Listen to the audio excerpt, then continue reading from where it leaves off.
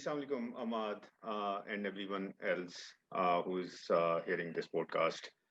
मेरा नाम फारूक है और I'm the man behind the Karachi Wala, and I briefly managed Overheard in Karachi, which wasn't very successful. A lot of people are still chasing me for doing that. मैं कराची में पिछले 10 साल से ये डॉक्यूमेंटेशन कर रहा हूँ, which is known as the Karachi Wala. 10 साल पहले मैं मिडल ईस्ट में रहता था और वहाँ पर हर कोई घर की बात करता था कि जब हम वापस जाएंगे अपने घर तो हम उस वक्त पैसे खर्च करेंगे. अभी we are just living somewhere else and this is when I started questioning myself कि घर होता क्या है, the idea of home.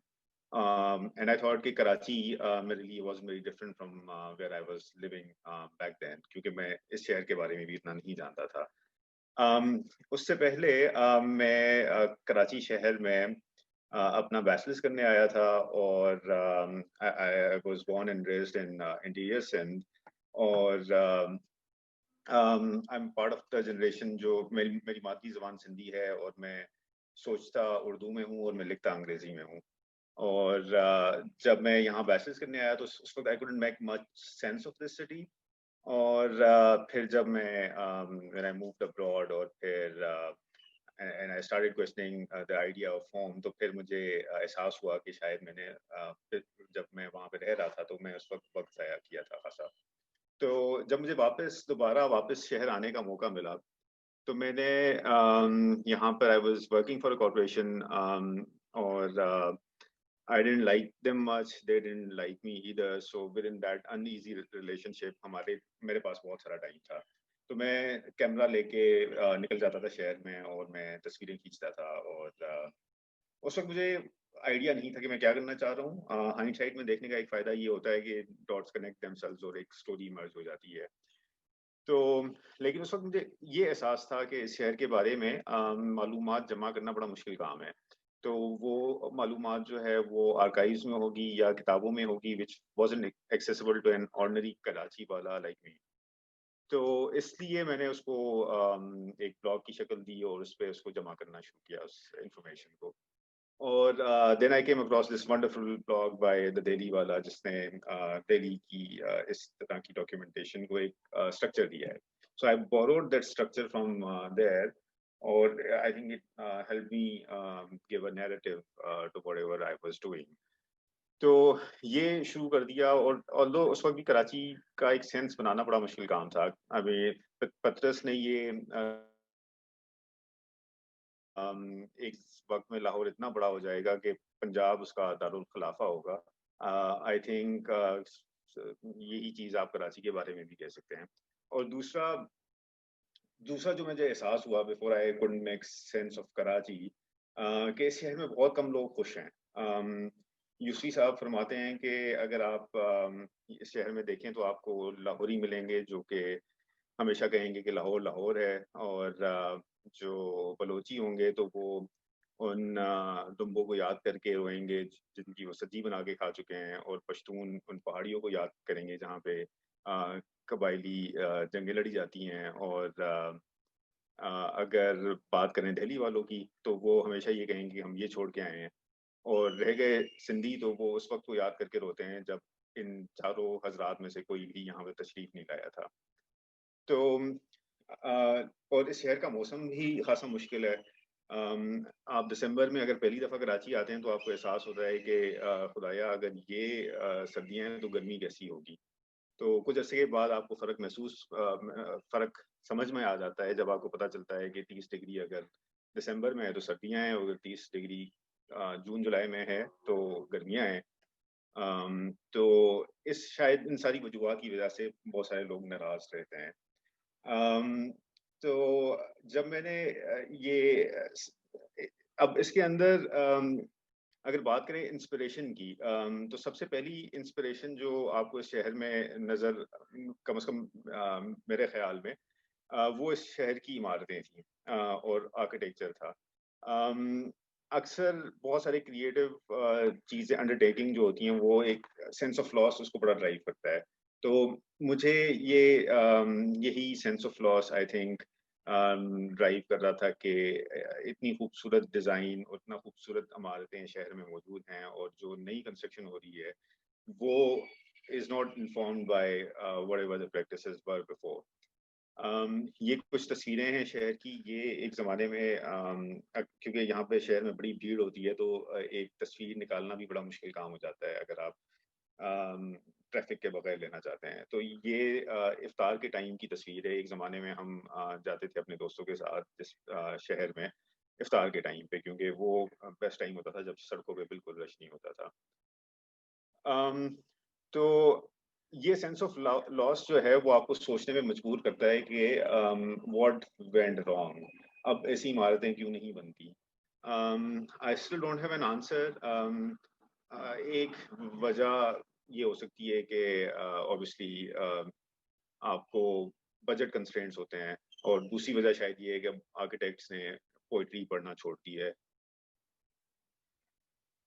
और ये सवाल भी मुझे खासा तंग करता था कि चलें ये इनमें से कुछ इमारतें तो ओनर्स ने खुद बनाई थी और वो चले गए, और जो बाद में लोगों को मिली तो शायद since they haven't invested in those buildings themselves तो शायद वो एहसास कम होता है। लेकिन जो ब्रिटिश हेरिटेज है, कॉलोनियल हेरिटेज, उसको हम क्यों उस पे इन्वेस्ट करें? अम, इसकी एक एग्ज़ाम्पल एम्प्रेस मार्केट है, जहाँ पे आज़ादी की जंग के कुछ रहनुमा को तोप से उड़ाया गया था। तो वहाँ पे उसका तो कोई मॉन्यूमेंट नहीं है, लेकिन एक ऐसी गासिबाना कौम की एम्प्रेस के नाम पे एक मार्केट ज़रूर है। तो हम उसका क्यों ख़्याल रखें? लेकिन आहिस्ता-आहिस्ता मुझे ये बात समझ में आई, और अ, कुछ किताबें पढ़ने के बाद कि ये इमारतें दरख्त बन जाती हैं। ऐसे दरख्त जिनकी जड़ें लोगों में हैं, क्योंकि these buildings play such an important role, pivotal role in commoners' life, कि वो उनकी कहानियों का हिस्सा बन जाते हैं और उनके ख्वाबों का। तो इसलिए उन वो इमारतें एक पब्लिक लैंडमार्क बन जाती हैं, जो इस शहर की पहचान फिर उससे जुड़ जाती है। और अभी तो हम शहर को शायद इस हालत में देख रहे हैं, लेकिन जब हम फिर शहर के बारे में मालूमात जमा करते हैं, तो हमें पता चलता है कि एक वक़्त में इस शहर अम, के साथ बड़े-बड़े लेजेंड जुड़े थे। तो ह हम्फ्री बोगार्ट ने एक ज़माने में कहा था कि you are not a star until they can spell your name in Karachi. और एक ज़माना था कि जब Polish refugees second world war से भाग रहे थे, जब रशिया ने कब्ज़ा कर लिया था पोलैंड पे, तो उनको पहली पनाह कराची शहर ने दी, और ये किया है। और ये 2-3 साल यहाँ पर रहे थे मलीर में।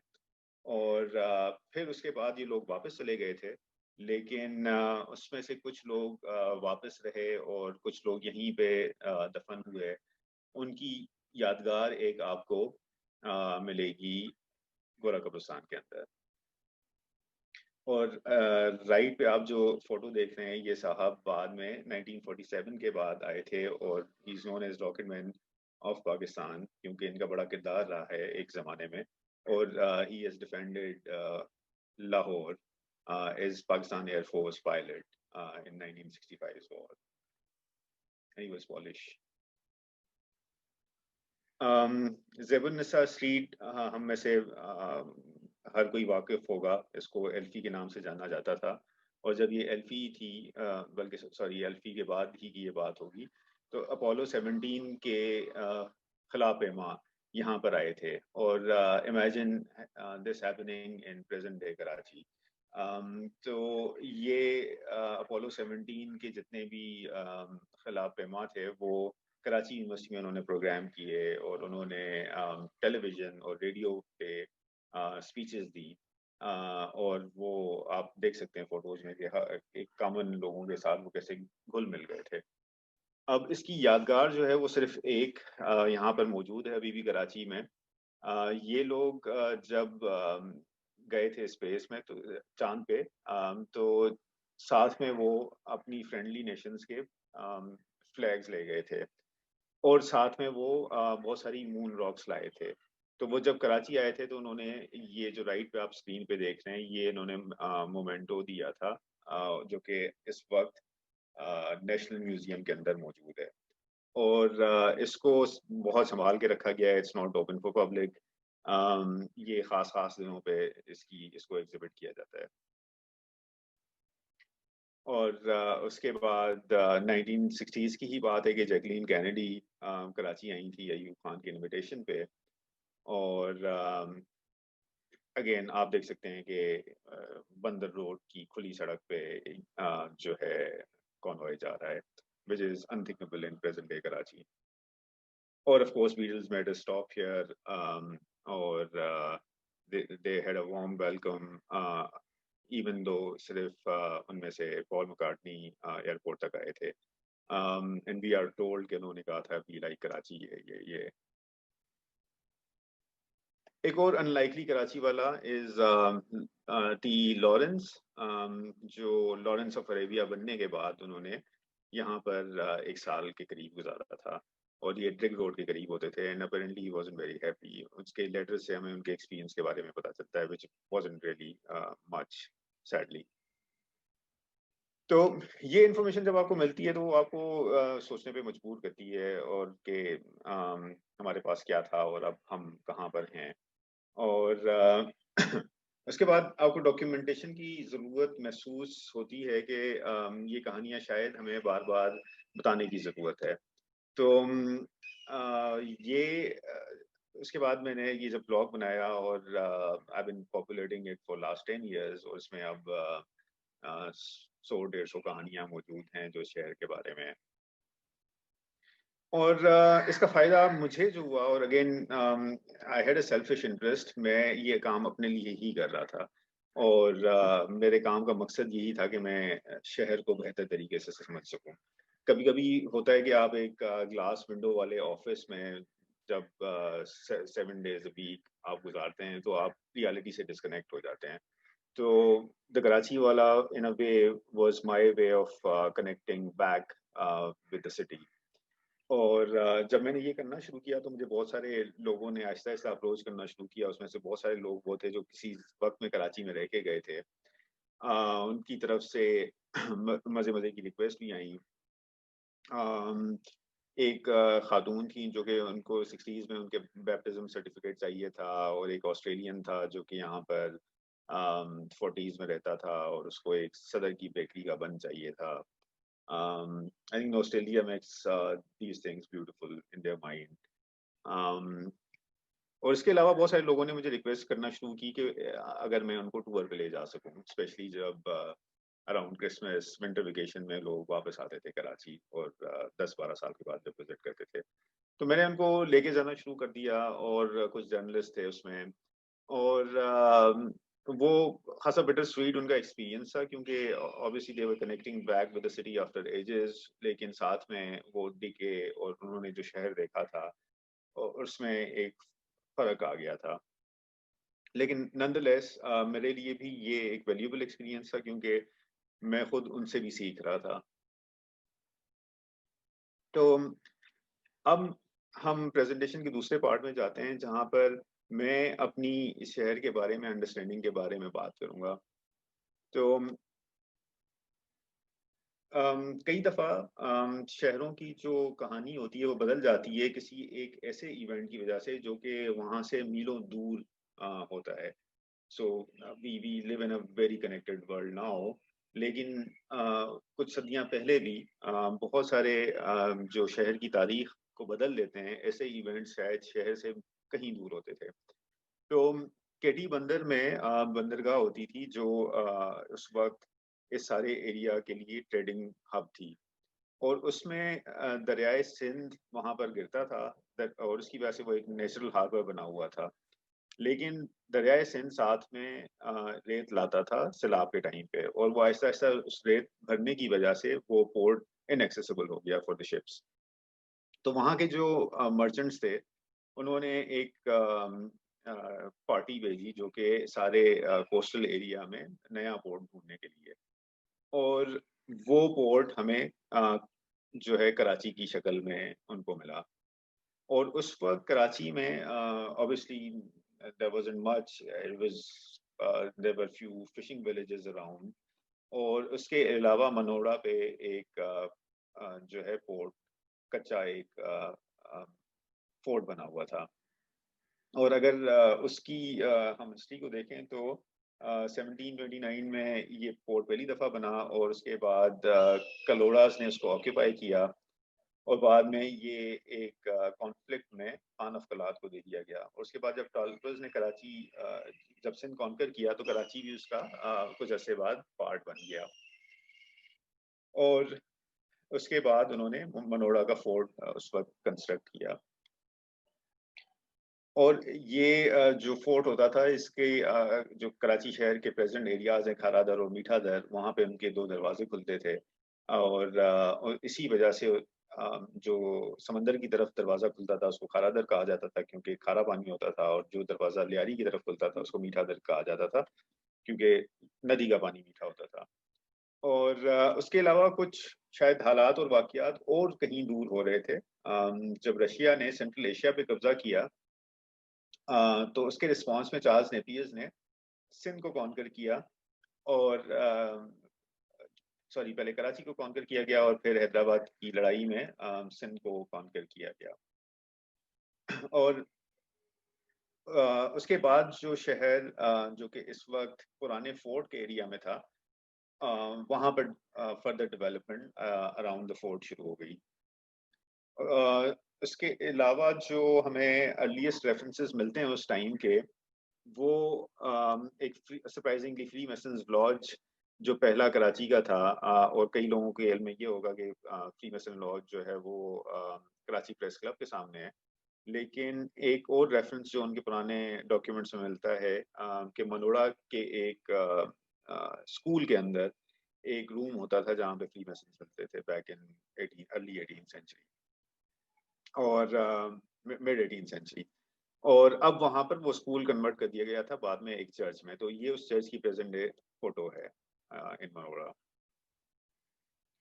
और इसके साथ कुछ डेवलपमेंट जो हैं वो जो इस वक्त शहर का सबसे कदीमी इलाका है, लियारी और खारादर, वहाँ पर होना शुरू हो गई। वहाँ पे मार्केट्स बनना शुरू हो गई, जो कि दूर दराज के इलाके के लोगों को फिर उन्होंने कनेक्ट करना शुरू किया। तो ये एक लियारी की पुरानी फोटो है।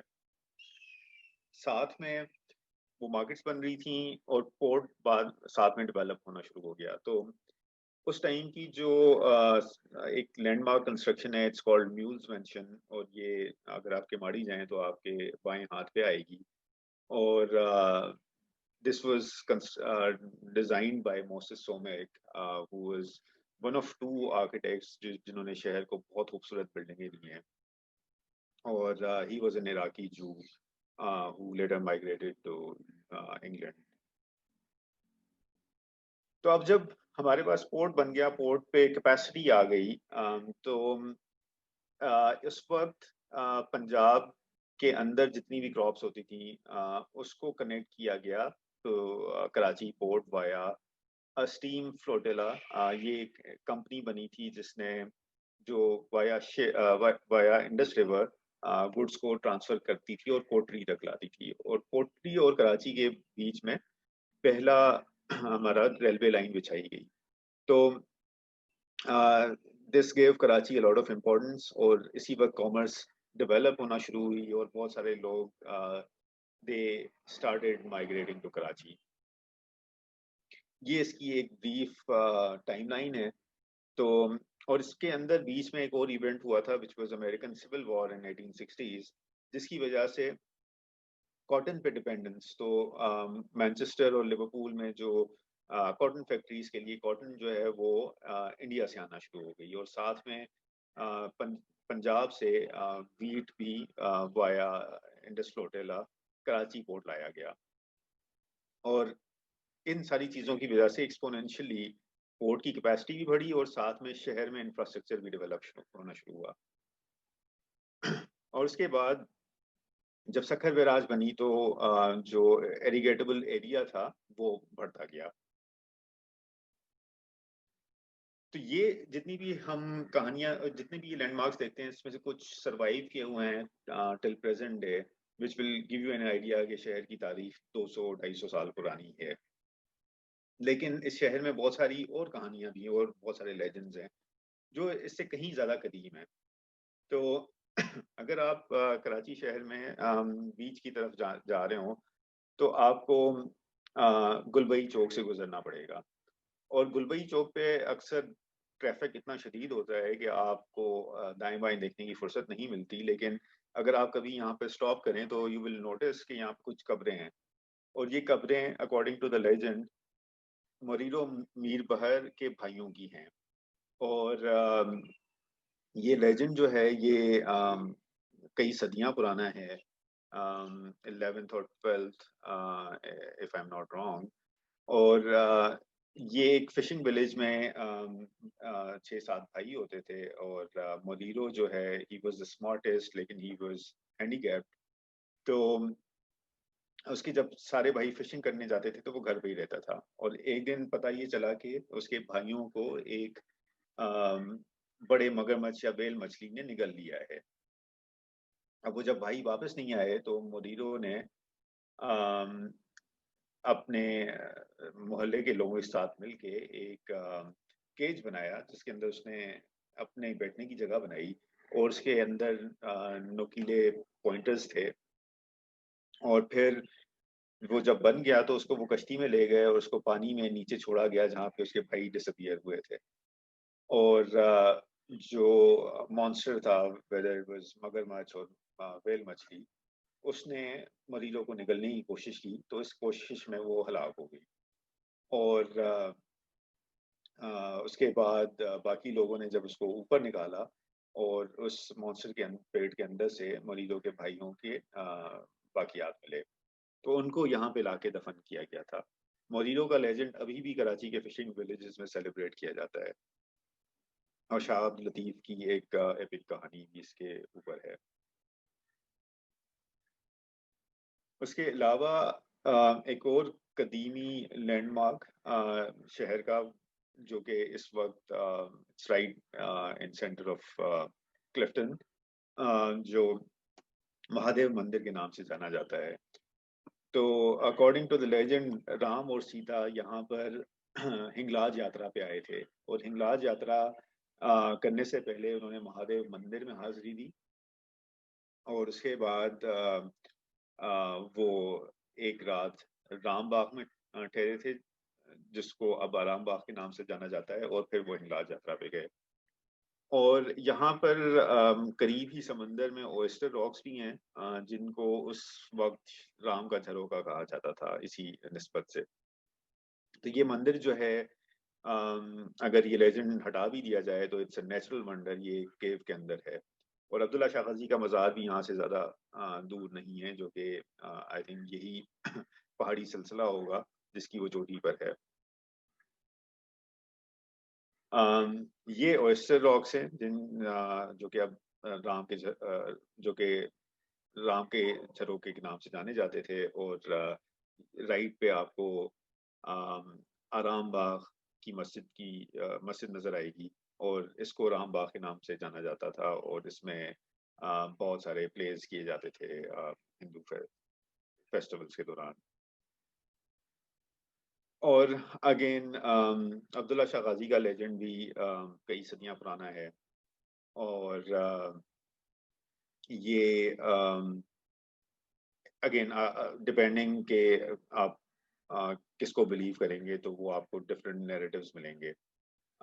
लेकिन certainly he was an Arab who landed here. और अभी भी जब भी कोई मुश्किल का वक्त आता है शहर पे, तो शहर के लोग अथॉरिटीज में ट्रस्ट कम करते हैं, और अब्दुल्ला शाह गाजी के मज़ार पे की हुई दुआ पे ज़्यादा ट्रस्ट करते हैं।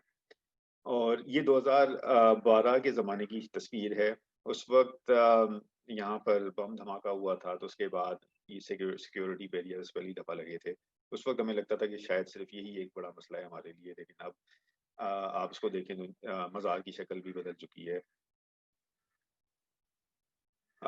इसके अलावा एक पुराना लेजेंड मंगो पीर श्राइन का है, मंगोबी श्राइन जो है वो भी शहर के आउटस्कर्ट्स में है। यहाँ पे गर्म पानी के चश्मे हैं जिनको मोज़ाती समझा जाता है।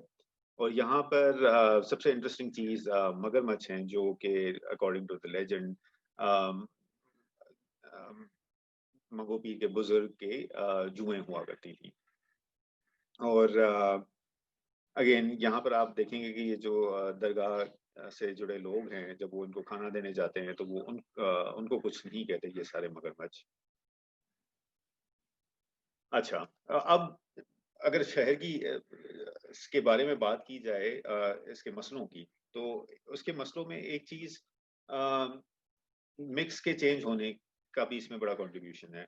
तो अगर आप 1941 की सेंसस को देखें तो शहर में मेजॉरिटी नेटिव स्पीकर्स थे, जिसमें सिंधी और बलोची थे। और बाद में अगर हम देखें, जैसे कैपिटल बना और बहुत सारे हिंदू गए तो नेटिव स्पीकर्स की परसेंटेज कम हो गई और बहुत सारे माइग्रेंट्स यहाँ पे आए। और फिर इंडस्ट्रियलाइजेशन की वजह से इन 60s में हर तरफ पूरे पाकिस्तान से लोग कराची में आए। तो इसकी वजह से पहली दफ़ा एक जो है रिफ्ट आई और जिसकी वजह से कोटा सिस्टम इनकॉर्पोरेट किया गया। अब इनमें से कोई भी चीज़ वन कुड आर्ग्यू कि ये चीज़ अच्छी हुई या ये बुरी हुई, लेकिन आई थिंक इसको ये समझ सिर्फ एक तारीख को समझना ज़रूरी है कि क्या चीज़ किसको ड्राइव करती है। अब जब सब ये हो रहा था तो शहर एक्सपैंड होना शुरू हो गया। अब जब शहर एक्सपैंड होने लगा तो उसके लिए घर चाहिए थे। अब फॉर्मल सेक्टर जो है वो एक लिमिटेड सप्लाई दे सकता था। तो इसकी वजह से आपको शहर में बहुत सारी इनफॉर्मल सेटलमेंट्स नज़र आएँगी। और जो है न हम 40,000 यूनिट्स उस वक़्त डिमांड थी और गवर्नमेंट नहीं मीट वो भी मीट नहीं कर पा रही थी। और घरों के साथ ट्रांसपोर्टेशन के मसले शुरू हो गए और अगेन फॉर्मल सेक्टर एक लिमिटेड सप्लाई दे सकता था। तो प्रोफेशनल लैंडर्स जो नॉर्थ के उन्होंने लोन देना शुरू किए, इसीलिए आपको बहुत सारे केपीके के लोग ट्रांसपोर्टेशन बिजनेस के साथ अटैच नजर आएंगे क्योंकि they had access to funds. लेकिन मसला ये होता है कि जब आप इनफॉर्मल सेक्टर से फंड्स लेते हैं तो आपको उस पर परसेंटेज भी ज़्यादा देनी पड़ती है रिटर्न, और जिसकी वजह से आपको नज़र आता है कि ये किस स्पीड पे गाड़ियाँ चलती हैं, क्योंकि obviously they have to earn more to return more. और साथ में पॉपुलेशन कंटिन्यू टू एक्सप्लोड, तो एक एक्सपोनेंशियल लेवल पे ये पॉपुलेशन बढ़ी है इस टाइम पे शहर की। और जब ट्रांसपोर्टेशन के मसले रहेंगे साथ में, लोगों को एक तो ट्रांसपोर्टेशन मिलेगी नहीं, अगर मिलेगी तो वो महंगी मिलेगी। तो इसकी वजह से लोगों ने जो जहाँ पर अ, उनके एरियाज फॉर अर्निंग थे तो उसके करीब उन्होंने शिफ्ट होने की कोशिश की। इसलिए आपको हर जगह पे जहाँ जहाँ आपको मेन रेजिडेंशियल एरियाज हैं उसके साथ आपको एक इनफॉर्मल सेटलमेंट ज़रूर मिलेगी, जहाँ पर जो लोग लेबर सप्लाई कर सकते हैं वो लोग रहते हैं। और उसके बाद ये लोग उन इनफॉर्मल सेटलमेंट्स में इन्वेस्ट करते हैं। और कुछ अरसे के बाद जब गवर्नमेंट अपनी रेट इंस्टीट्यूट करती है तो वो घर तोड़े जाते हैं और इट बिकम्स अ ट्रेजेडी। अब again there are arguments both ways कि ये पहले इसमें इन्वेस्ट करना ही नहीं चाहिए, उनको पता होना चाहिए। लेकिन if you look at the options, उन लोगों के पास शायद उस वक्त ऑप्शन नहीं होता, जिसकी वजह से um, ये इनफॉर्मल सेटलमेंट्स कम होने के बजाय बढ़ती जा रही हैं। ये कुछ तस्वीरें आप एम्प्रेस मार्केट की देख रहे हैं, और empress market was in news more than 2 years ago, जब यहाँ पर भी इंक्रोचमेंट्स गिराई गई। और इंक्रोचमेंट गिराने के बाद अब उसकी बाउंड्री वॉल बन रही है। So this is our idea of public spaces in 2020 कि आप एक दीवार बना दें और उस दीवार की पीछे और जहाँ जहाँ खाली एरिया है वहाँ पे घास उगा दें। तो इट्स स्टिल एन एक्सपेरिमेंट, और देखते हैं कि इसके साथ क्या होता है। Verdict is still out. और उसके बाद जैसे जैसे कॉन्फ्लिक्ट बढ़ा तो एजुकेशन ने भी सफ़र किया। रेंजर्स जब आई तो वो यहाँ पर जो हॉस्टल होते थे पुराने शहर के अंदर, उसके अंदर ठहरे। और उसके अंदर जो है वो जिना कोर्ट्स एक बहुत ही खूबसूरत इमारत है, जिसमें रेंजर्स का भी हेडक्वार्टर है। तो ये पूरा एरिया जो है डीजे साइंस कॉलेज और एनईडी के कैंपसेस की वजह से जाना जाता था कि यहाँ पे स्टूडेंट्स रहते हैं, और यहाँ पे रानी कैफेज भी थे। तो वो पूरा कल्चर जो है वो इसकी वजह से सफल हुआ। ये सेवागंज हॉस्टल एक और हॉस्टल है जहाँ पर स्टूडेंट्स एनईडी के रहते थे, और इसमें टर्की से स्टूडेंट आते थे, अफ्रीकन होते थे, और श्रीलंका से स्टूडेंट आते थे। और अभी ये अबेंडेंड है। और साथ में शहर में और जो डेवलपमेंट्स हो रही हैं उसकी वजह से एक एक्सक्लूजन क्रिएट होती है। अगर हम बात करें क्लिफ्टन ऑफ यस्टर ईयर्स, तो उसके अंदर प्लेलैंड एक बहुत अच्छी एग्जांपल है of a multi class public space. लेकिन अब उसके साथ भी बहरिया आइकन टावर बन रहा है, जिसकी वजह से इसकी स्पेस कम हो गई है, और पहले बिन कासिम पार्क बनने की वजह से। और अभी भी सरप्राइजिंगली इट हैज सर्वाइव। बहुत सारे शायद कराची के शहरियों को अब ये पता भी ना हो कि ये अभी तक है। लेकिन कराची जो 80s 90s में बच्चे बड़े हुए हैं, उनमें से हर किसी ने यहाँ पे विजिट जरूर किया होगा। अली गुली अभी तक है, it has thankfully it has survived. और एक और example multi class public space की सी व्यू है, जहाँ पर कराची की मेजॉरिटी जो है वो सैटरडेज और संडेज को आती है फॉर एंटरटेनमेंट। अब इसके अंदर भी there are certain developments which are taking place, जिसकी वजह से कुछ अर्सा पहले आई रिमेम्बर लॉकडाउन से कुछ पहले यहाँ पर जो ऊंट वाले और घोड़े वाले हैं जो कि राइड ऑफर करते हैं, उनको भगाया जा रहा था। तो दे डिसअपीयर्ड फॉर फ्यू वीक्स। फिर उसके बाद घोड़े वाले नजर आ गए थे, क्योंकि जब पुलिस उनके पीछे पड़ती है तो वो भाग सकते हैं, ऊंट वाले भाग नहीं सकते शायद, इसलिए वो वापस नहीं आए थे। तो आई डोंट नो अभी क्या इसकी शक्ल इवेंचुअली आनी है, लेकिन I hope it's stage this way because this place has such a vibrant energy. और अगर आपने लोगों को सिर्फ ऑब्जर्व करना हो इन अ पब्लिक स्पेस, तो सी व्यू इज द प्लेस।